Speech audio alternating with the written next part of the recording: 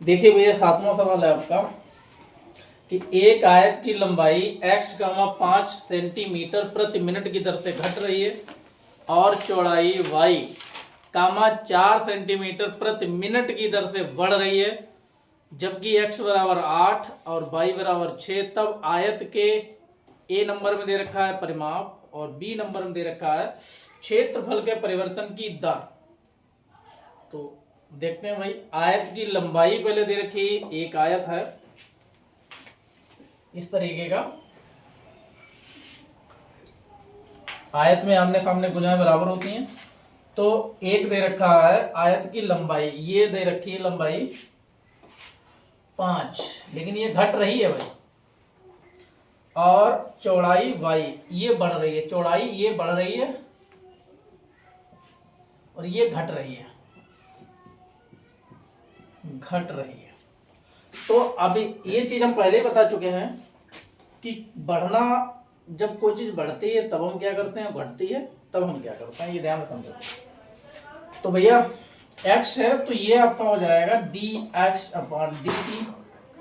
अब x वाली जो वैल्यू है वो घट रही है, ये लंबाई जो है ये घट रही है, तो ये हो जाएगा आपका -5।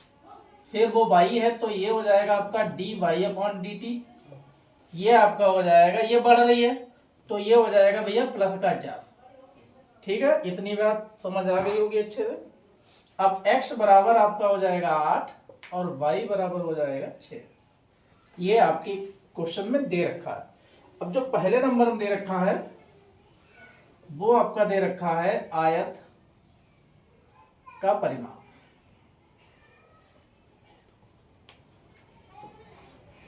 आयत का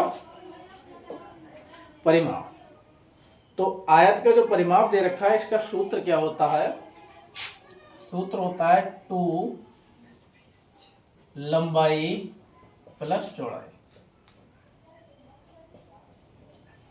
लंबाई प्लस चौड़ाई। अब क्या करना है,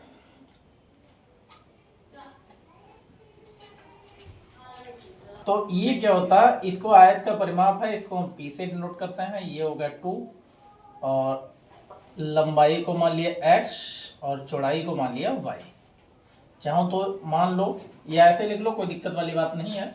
अब यहां पर हम क्या करेंगे, t के सापेक्ष अवकलन कर दो।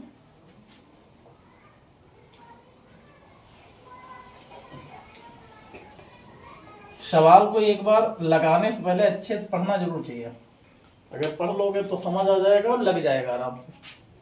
तो यहाँ पर भैया जब हम पी का करेंगे तो ये dp अपॉन dt हो जाएगा, जिसके सापेक्ष करते हैं वो अपॉन में रहता है, जिसका करते हैं वो ऊपर रहता है। ठीक है, तो ये 2 ऐसे रहेगा, ये भैया आपका हो जाएगा dx अपॉन में dt और प्लस dy अपॉन में dt। तो ये आपका हो जाएगा 2 और dx अपॉन dt की वैल्यू दे रखी है -5 है ये, प्लस dy अपॉन dt की वैल्यू है 4। तो ये आपका हो जाएगा 2 ऐसे रहेगा, -5 से हम प्लस का 4 करेंगे तो माइनस का 1 आएगा। तो ये हो जाएगा आपका 2 एकम 2, वो भी माइनस का 1 आंसर ये आ गया आपका। ठीक है, अब इसके आगे इन्होंने बी नंबर में दे पूछ रखा है आयत का क्षेत्रफल। आयत का क्षेत्रफल, और आयत का जो क्षेत्रफल होता है वो लंबाई गुणे चौड़ाई होता है। तो भैया क्षेत्रफल को हम ऐसे लिखेंगे, तो ये लंबाई को x मान लो और चौड़ाई को y। अब इसमें क्या करो, t के सापेक्ष अवकलन कर दो। सापेक्ष अवकलन करने पर, अवकलन करने पर तो यहां पर a का आपका हो जाएगा dA अपॉन dt। अब यहां पर क्या करना है, पहले चाहो एक बार लिख लो एक्स वाई, इसको फर्स्ट मान लो, इसको सेकेंड। तो इसको भैया फर्स्ट को रोक लेंगे और बाई का करेंगे तो dy अपॉन dt हो जाएगा। फिर हो जाएगा आपका प्लस बाई को रोक लो, x का करेंगे dx अपॉन dt। तो ये आपका x की वैल्यू है 8, ये x की वैल्यू दे रखी है। इत्मीनान से सवाल को समझे भैया, dy अपॉन dt प्लस का 4 प्लस बाई की वैल्यू यहां पर दे रखी है 6 है तो 6 रख दो, फिर गुणे में ये dx अपॉन dt गुणे में, तो इसकी वैल्यू -5। तो ये भैया 8 चौक होता है 32, ये प्लस माइनस माइनस 6 पंजे हो जाएगा आपका 30। अब 32 से जब 30 घटाओ तो प्लस का 2 आएगा, ये दोनों आपके आंसर होगा, उससे कोई दिक्कत नहीं, तुम चलो ठीक।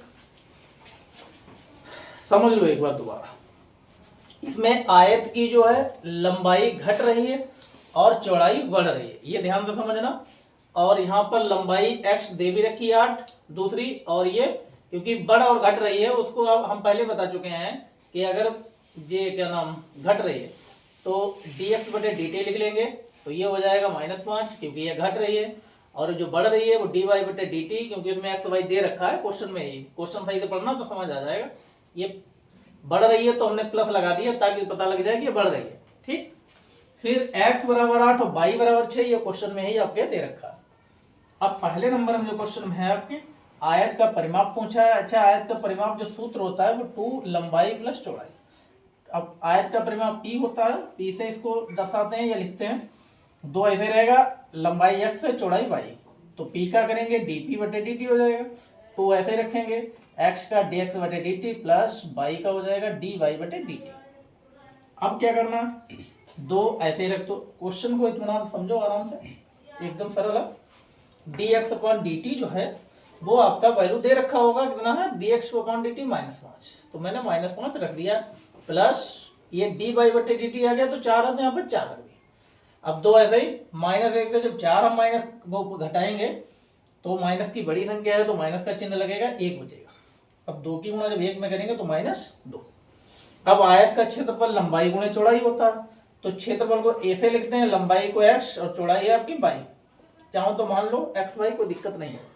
तो t के सापेक्ष अवकलन करेंगे, तो यहाँ पर अवकलन करने के बाद a का जो अवकलन है वो dA अपॉन dt हो जाएगा। फिर पहले हमने एक बार इसको लिख लिया, फिर फर्स्ट सेकंड मान लिया, तो फर्स्ट को रोका, अवकलन में ये चीज पढ़ चुके हैं, फर्स्ट सेकंड पढ़ चुके हो, काफी बड़ा होगा, y का dy अपॉन dt प्लस, अब y को रोक लो, x का करेंगे dx अपॉन dt। अब इन सबकी वैल्यू दे रखी है, x की वैल्यू है 8 तो हमने 8 रख दी, dy बटे dt की वैल्यू है 4 तो हमने 4 रख दी, प्लस y की वैल्यू है 6 तो 6 dx अपॉन dt की -5 तो -5, 8 चौक 32 और 6 पंजे 30, ये प्लस माइनस माइनस हो जाएगा, 32 से 30 जाएगा 2 बचे।